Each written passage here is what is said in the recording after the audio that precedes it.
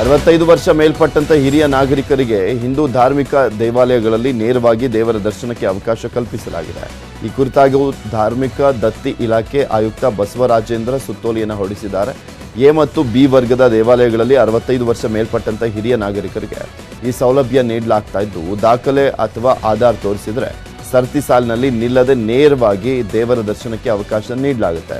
ಹಿರಿಯ ನಾಗರಿಕರು ಅವರ ವಯಸ್ಸಿನ ದಾಖಲೆ, ಆಧಾರ್ ಕಾರ್ಡ್ ತೋರಿಸಿದಲ್ಲಿ ಅವರಿಗೆ ಶೀಘ್ರ ದರ್ಶನಕ್ಕೆ ಅನುಕೂಲವಾಗುವಂತೆ ವ್ಯವಸ್ಥೆಯನ್ನು ಕಲ್ಪಿಸಲಾಗ್ತಾ ಇದೆ. ದೇವಾಲಯದಲ್ಲಿ ಸ್ಥಳಾವಕಾಶ ಇದ್ದಲ್ಲಿ ಹಿರಿಯ ನಾಗರಿಕರಿಗೆಂದು ಪ್ರತ್ಯೇಕ ಸ್ಥಳ ಕಾಯ್ದಿರಿಸಲಿಕ್ಕೆ ಸೂಚನೆ ನೀಡಲಾಗಿದೆ. ಕೊಲ್ಲೂರು, ಕುಕ್ಕೆ ಸುಬ್ರಹ್ಮಣ್ಯ, ಕಟೀಲ್ ಪರಮೇಶ್ವರಿ ಹಾಗೆ ಬಿಳಿಗಿರಿ ರಂಗನಬೆಟ್ಟ ಸೇರಿದಂತೆ 300ಕ್ಕೂ ಅಧಿಕ ದೇವಸ್ಥಾನಗಳಲ್ಲಿ ಕ್ಯೂ ಇಲ್ಲದಂತೆ ನೇರವಾಗಿ ದರ್ಶನವನ್ನು ಪಡೆಯಬಹುದು. ಶಾಲಾ ಮಕ್ಕಳ ಬ್ಯಾಗ್ ಹೊರೆ ಇಳಿಸುವ ಬಗ್ಗೆ ಶಿಕ್ಷಣ ಇಲಾಖೆ ಮಹತ್ವದ ಆದೇಶವನ್ನು ಹೊರಡಿಸಿದೆ.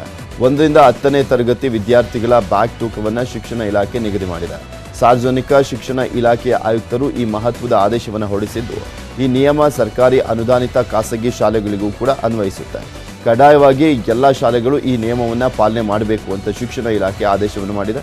1ರಿಂದ 2ನೇ ತರಗತಿವರೆಗೆ ವಿದ್ಯಾರ್ಥಿಗಳ ಬ್ಯಾಗ್ ತೂಕ 1.5ರಿಂದ 2 kg ಇರಬೇಕು.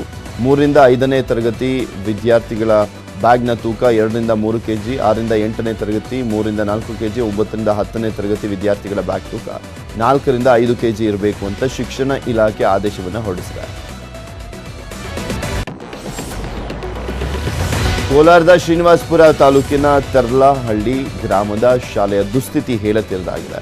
ಸರ್ಕಾರಿ ಹಿರಿಯ ಪ್ರಾಥಮಿಕ ಶಾಲೆಯಲ್ಲಿ 44 ಮಕ್ಕಳಿದ್ದು, ಮಧ್ಯಾಹ್ನದ ಬಿಸಿಯೂಟಕ್ಕಾಗಿ ಪ್ರತಿದಿನ ಶಾಲಾ ಮಕ್ಕಳು 700 ಮೀಟರ್ ದೂರ ನಡೆಯಬೇಕು.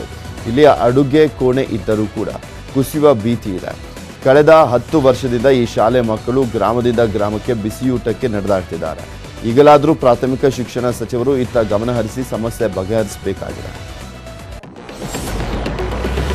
ಉತ್ತರ ಕನ್ನಡ ಜಿಲ್ಲೆಯ ಗೋಕರ್ಣದ ಗಂಗಾವಳಿಯ ಜೋಗನಗುಡ್ಡ ಹಿರಿಯ ಪ್ರಾಥಮಿಕ ಶಾಲೆ ಮಕ್ಕಳು ತಗಡಿನಿಂದ ನಿರ್ಮಿಸಿದಂಥ ಶೆಡ್ಡು ಮತ್ತು ಊರಿನ ಸಭಾಭವನದಲ್ಲಿ ಪಾಠ ಕೇಳುವಂಥ ದುಸ್ಥಿತಿ ಬಂದಿದೆ. ಇದು 1ರಿಂದ 7ನೇ ತರಗತಿವರೆಗೆ ಇರುವಂಥ ಶಾಲೆ. ಒಟ್ಟು 155 ವಿದ್ಯಾರ್ಥಿಗಳಿದ್ದಾರೆ. ಸಭಾಭವನ ಕೂಡ ಶಿಥಿಲಾವಸ್ಥೆಗೆ ತಲುಪಿದ್ದು, ಮಕ್ಕಳು ಆತಂಕದಲ್ಲೇ ಪಾಠವನ್ನು ಕೇಳ್ತಾ ಇದ್ದಾರೆ. ಕೆಲ ವಿದ್ಯಾರ್ಥಿಗಳು ನೆಲದ ಮೇಲೆ ಕುಳಿತು ಪಾಠವನ್ನು ಕೇಳುವಂಥ ಸ್ಥಿತಿ ಇದೆ.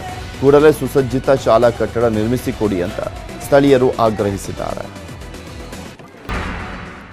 Welcome back. ಉಳಿದ ಸುದ್ದಿಗಳನ್ನು ಒಂದೊಂದಾಗಿ ನೋಡ್ತಾ ಹೋಗೋಣ.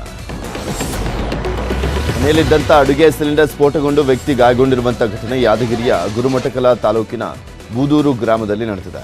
ಸಾಯಪ್ಪ ಎಂಬುವರ ಮನೆಯಲ್ಲಿ ಗ್ಯಾಸ್ ಆನ್ ಮಾಡಿ ರೆಗ್ಯುಲೇಟರ್ನಿಂದ ಹಚ್ಚುವಂಥ ಸಂದರ್ಭದಲ್ಲಿ ಸಿಲಿಂಡರ್ ಸ್ಫೋಟಗೊಂಡಿದ್ದು, ಸಾಯಪ್ಪನ ಮಗ ಬಸವರಾಜ್ ಕಾಲಿಗೆ ಗಂಭೀರವಾದಂಥ ಗಾಯವಾಗಿದೆ.